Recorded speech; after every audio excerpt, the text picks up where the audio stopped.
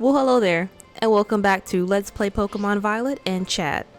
That's the new title I'm giving it, by the way. I just made it up. Do you like it? I like it. I hope you love it. First things first, I need to correct a wrong. In the last episode, I said I was going to play like a little clip that I recorded that shows you what happens when it's your birthday and you're playing this game at the Pokemon Center. Well, you're playing the game and you're at the Pokemon Center, right? And it's your birthday. Here's the clip. Sorry, I forgot to upload it in the last one. I'm not gonna lie, a little bit of a rush job, but we're gonna take things slow now. In this episode, we're solely pretty much gonna focus on the team, right? Checking out stats, checking out mons, trying to see if like there may be some mons that don't really make it onto competitive teams that could potentially do so, right? So this might be a bit of an elephant in the room. Don't know if it is, but the video that you're watching of me playing the game, that was recorded a couple of days ago. So this is just like a voiceover. So I played the game and now I'm just gonna do like a voiceover. I'm gonna try out this method just to see how it works. But anyway, not done with introductions. In the last episode, we were talking Weavile, right? We're talking base 510, base speed 125. One mon that we're pretty much comparing everything to is going to be Fluttermane. Fluttermane obviously does have its weaknesses and does have its resistance and has its, pros and cons, but it's just a mon that I've seen on a lot of teams. So I've just kind of decided to use it as my base of, what goes where, what kind of team are we trying to go for, right? So we're going to just look at everything. So apologies, I want to try something. I want to look up right, because Farafrig, I don't know how to say that name, I'm not gonna lie to you. It's one of the new ones. It's a new one for me. We're actually gonna use it as a base 2 as far as which mons are gonna be like, in a sense, good enough to make it to the team,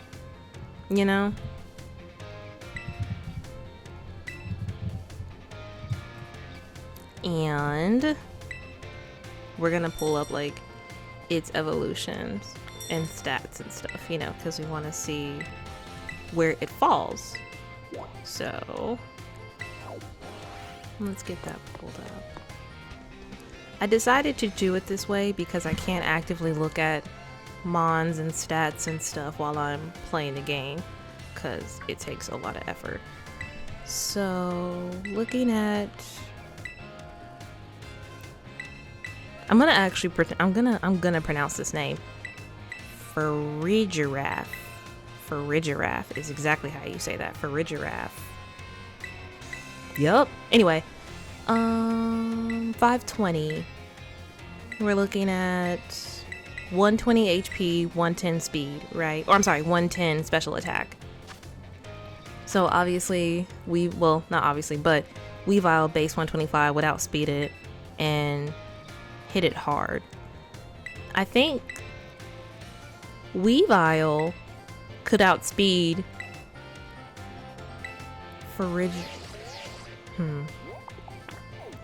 Only thing about it is Fluttermane pretty much always packs Dazzling Gleam, right?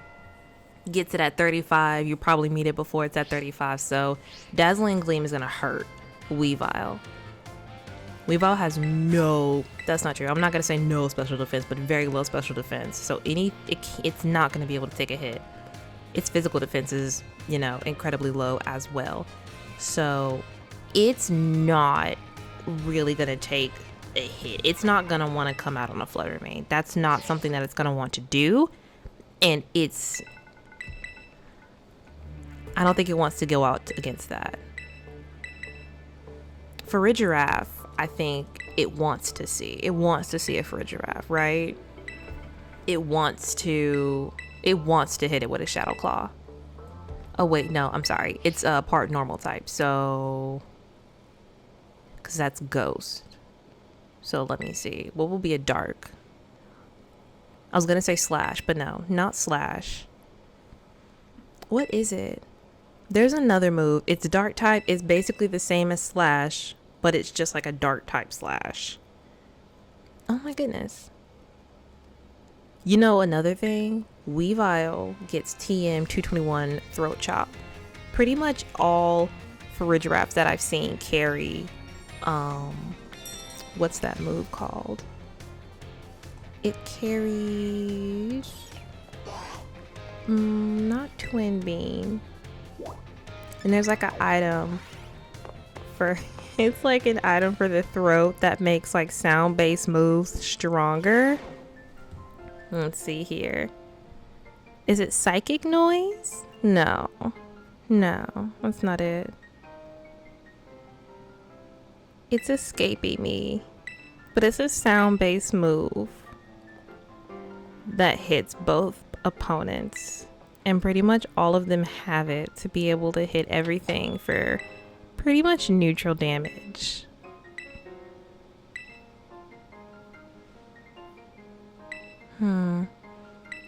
Farigiraf doesn't like Weavile.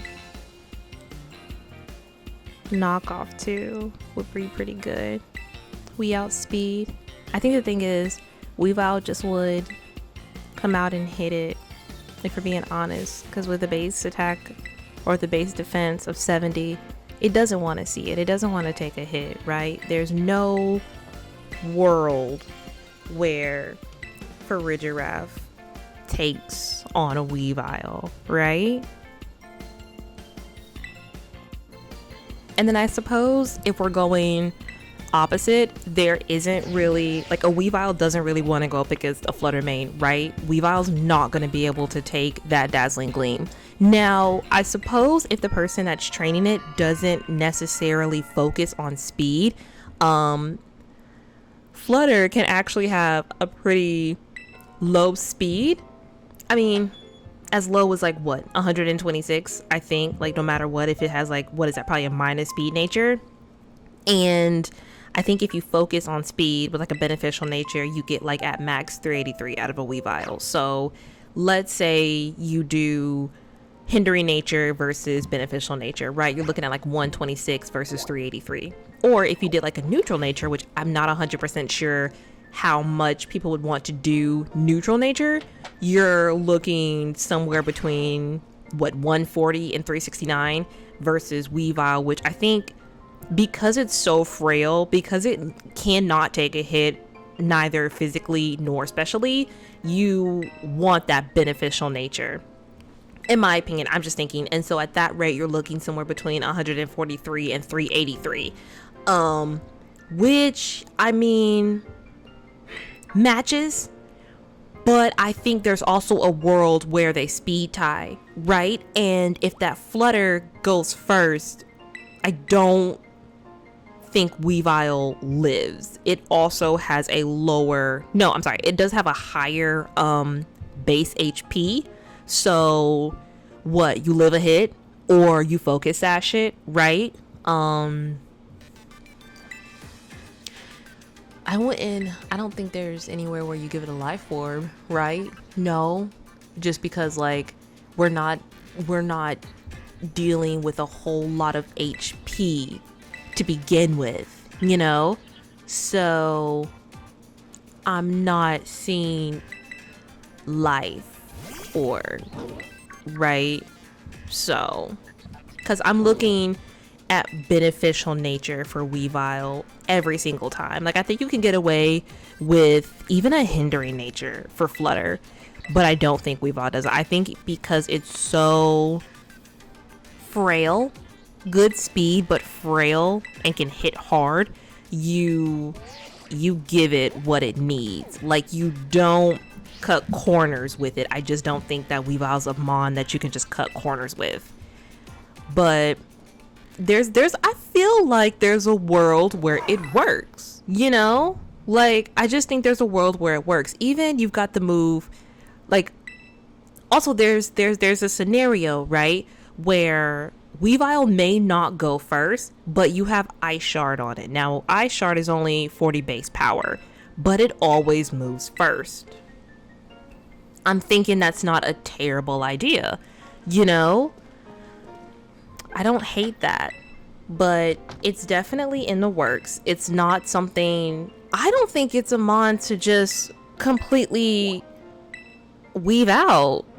You know, like, I don't think it's one that you say, this has absolutely no room on my team. I guess if I had to be realistic and if I had to be kind of mean, I guess, because it's so competitive, because there's a reason that it hasn't been hitting the competitive scene as much, I guess there is a world, there's a scenario where you do say it's not my A team.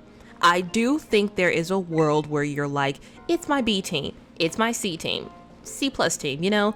I can see where you don't have it be an A team member, but I digress. I want to try to work with it. I want to see like what it can do. So putting a pin in it 100% for me personally.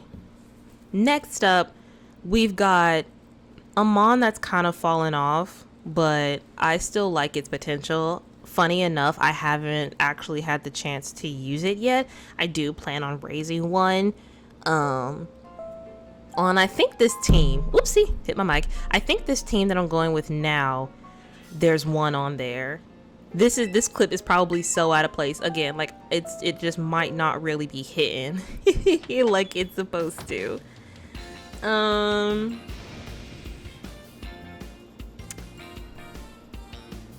thinking inner focus. You've got your fighting and ghost. Base stat, we're looking at 535. That's really good. You know, that's nothing to sneeze at. Again, going back to Flutter being at 570, not terrible. But, you know, for Ridgiraff having 520, Annihilate Squeeze is right in the middle of both of them, right? And I think that's worth it. That's worth something. You've got a base stat of 115. So not as much as Weavile, but still not bad. Not matching it necessarily in speed, which it's a ghost and fighting type versus a dark and ice type. But, you know, we're just looking at like possibilities teams, you know. Is there a world where these two work together? I don't think so. Not out together if we're doing doubles, right? Plus that's way too many weaknesses to fairy, you know. Also, I need to put this somewhere. I need to say this out loud. This is a little bit out of place, but can we just stop and collectively as a whole be so upset together for just a moment that every Paldean starter is weak to fairy?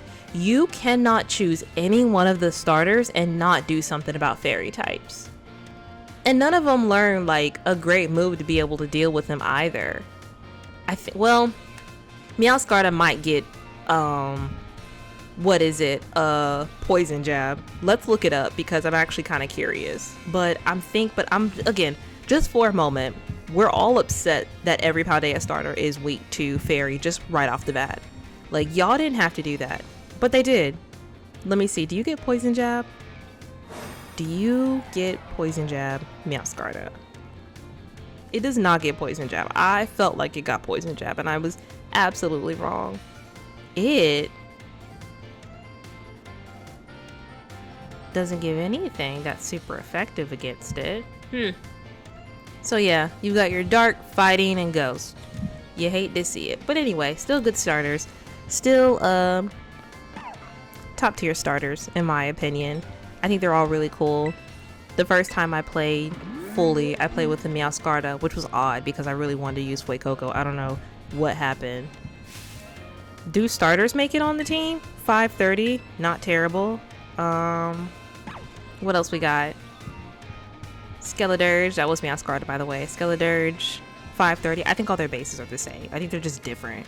They're just like spread out in like different places, but I think they're all just like 530. Going back to Annihilate though. Okay, so well, let me see. Okay, it's okay speed. Good speed. Good attack if we're being honest. Can you take a hit? With a defense of 80 and a special defense of 90, you can. You don't live a fairy type move though. But then I have to wonder if that really does become a problem. Its moveset leaves a lot to be desired, if we're being perfectly honest. But that's what TMs are for, right? So, oh, it gets poison. It gets poison jab. Okay, we can do something then. We can work with that, in my opinion. And then Shadow Ball, which I would hate that on an Annihilate. I would never. No, I hate when physical Pokemon get special type moves just because maybe the type matchups. You know what I'm saying? Like, Annihilate doesn't come. You don't put Shadow Ball in Annihilate just because it's a ghost type. You don't do it. You sooner give it Earthquake or Stone Edge or Phantom Force, okay? You give it Phantom Force. I feel like you give Annihilate Phantom Force, right? And what else do you give it? I was gonna say Focus Punch, but I read it too quickly. Throat Chop prevents sound-based moves for 2 turns, which, like we were saying earlier, but I couldn't find it, but I know it has a sound-based move. Farigiraf. You hit Farigiraf with that.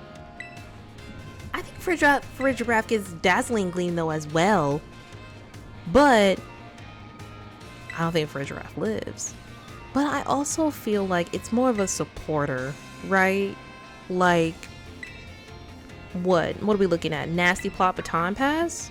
You know, Agility Baton Pass? I don't see it using Baton Pass too much. Yeah, it gets Dazzling Gleam. So I don't see why not. You know? I don't see why you wouldn't. But I suppose like it would still be fine. Psychic Noise was the move it was right. I read the description fully.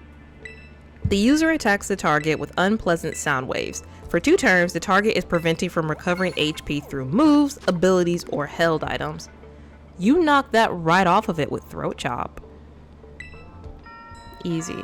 Every time. I'm kidding. It gets a spot on the team. It gets a spot on the team. Not with Weavile. That's already too many. That's the word I'm looking for. Too many powerhouses that just move quickly and hit hard, right?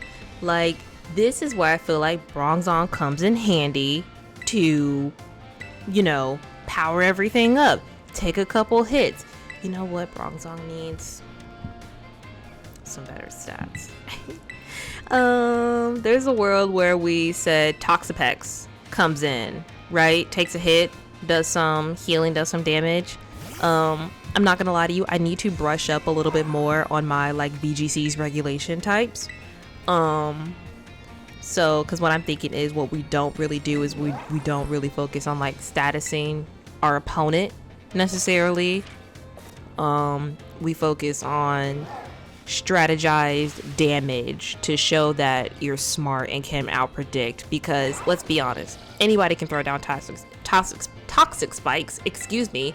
Anybody can throw out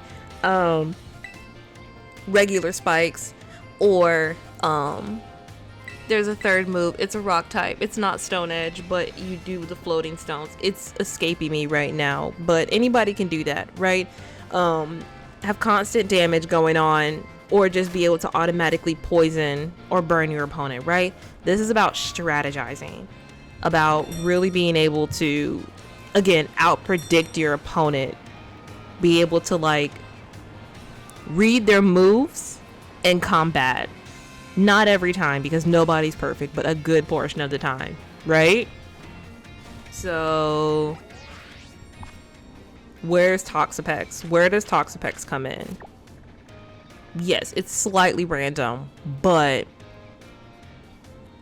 it's got like just crazy defense, you know? Like, we're looking at 152 physical and 142 special, right? So no speed, we're not going first anywhere, anytime, but we're taking all the hits, right? That's at least that's what I would like to think. That's what I would like to say. We rain dancing? Is that what we do? I mean, it's a water type, but at the same time, that's kind of like where Pelipper comes in, right? Like a lot of people like Pelipper for its drizzle because it doesn't take a turn to set up. Same with Torkoal, you know, the mons that can automatically bring in weather. When that doesn't take a turn to set up, it becomes like exponentially better, right? So we move on. We move on. Okay. The Paldea Pokedex, because that's where we look it up. That's where we get mons and the stats and see the who's who of who being who. You know what I mean? And again, this is another place where I say I need to honestly brush up on like my VGC regulations, because we look at why some of the Paradox Pokemon don't make it, right? Where are the Iron Thorns? I mean, Iron Hands is still everywhere. Where's Iron Moth? Where's Iron Thorns? I don't really like Iron Tread. For no other... Ooh, what shiny's cool. For no other reason than... I don't know. It's not my fave. Of course, their stats are going to be great. So I have to wonder, what do they lack? Why aren't they on teams? What are you? What's your type? You're a ground and steel. Interesting. A lot of resistances. Steel's probably one of my favorite types. Steel and water are probably two of my favorite types. It's obviously one of the mons where its moveset leads a lot to desire. But again, TMs really make up for that. Why doesn't Iron Treads go on a team? Especially as shiny. I suppose it's one of the situations where if you build a team around a certain mon, it might just not make a cut necessarily. But that's quite literally just me. Sandy Shocks. Sorry, moving on to a different one because I'm putting a pin in Iron Treads for right now. I think all the Paradox Pokemon have like around a 570 stat total, if they're not all exactly the same, because Flutter's also 570, Sandy Shocks is 570, and I lost it, but I'm pretty sure Iron Treads was roughly the same. Do they all just have that total? Maybe it comes down to typing. Yeah, okay, so all the Paradox Pokemon are looking at a base stat total of 570, just distributed differently is what we're looking at here. Interesting. Very interesting. Yeah. Chi-Yu 570. Chi-Yu is so hilarious to me. A fire fish is just too funny to me. And then its literal shiny just being like blue instead of red. But I mean blue, the hottest fire. Is super funny, but also makes all the sense to me. But speaking of fire and the hottest fire and a mon that I actually spoke about earlier, looking at Torkoal, I feel like a fan favorite as of when it got the ability for drought. I really like the thought of Torkoal coming in drought and then it's got like solar beam, helping hand. What else would you put on it? Maybe iron defense to take more hits, but I don't foresee that necessarily doing you too much good. But I don't wanna downplay Torkoal. I really don't. I see it. I haven't fully decided if it's one for me, but that's just me, you know? But honestly, what we have, what was I saying? Like, helping hand, solar beam, And I just say helping hand if you just want to like boost up your partner, you know, which is a competitively viable strategy, which is very interesting to carry, you know, on your team, to have them on. And I'm also thinking of ones that come in like Tornadus, to its main job is to set that tailwind up, you know. We're looking at those mons that are just, you would have never really thought that they were gonna get somewhere, and here they are. I guess Tornadus is like it's a legendary, so pardon my French and being incorrect about that. I guess Jumpluff, if we're looking at another one. Ooh, are we looking at Jumpluff next to Torkoal? Are we looking at Torkoal and Jumpluff coming out at the same time? Torkoal sets up the sun. Jumpluff hits that tailwind because it's going first thanks to chlorophyll because of the sun, and now everybody's moving first. Is that what we're looking at? Is that a strategy? Can we send them both out together, or is that just like a wreck in disguise? Is it just like one iffy mon per team? I don't know. It's just a fun one. It's just a fun thought. But it's all good. No, it's all in good fun. Jumpluff is cute. It's cute to see it on a team. I feel like when I see that, the potential and the knowledge of the whole team and the trainer itself just really shines through. It just really shows that you have a strategy, right? Like, you don't go putting certain Pokemon on your team without strategy. Mons like Jumpluff without some kind of strategy, without something. But I digress. I fully stand behind that argument, but it's all fine. And in the same. All in the same. We're getting close to the end of the video here, so I will say in the next episode we're just going to continue on looking at mons. There is one that I want to jump into immediately, and I really want to go over building team aspects as far as like special, physical, speed, your multi Pokemon that could do both, you know, mixed attackers, if you will. So it's like, which one do you choose?